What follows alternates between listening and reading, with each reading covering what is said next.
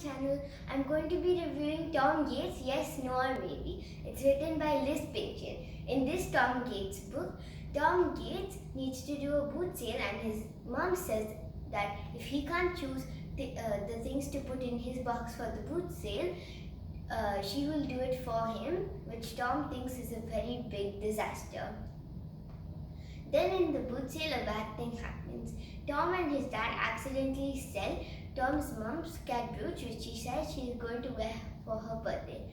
Tom's mom's birthday is coming very soon, so Tom and his dad need to find that cat brooch and fast, and before Tom's mom's noticed.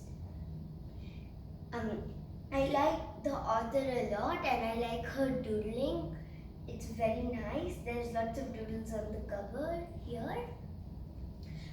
I got introduced to Tom Gates by my best friend Aisha in Singapore, so thank you a lot.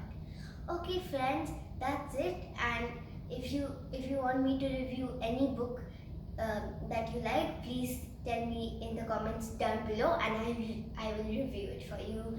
Okay, bye.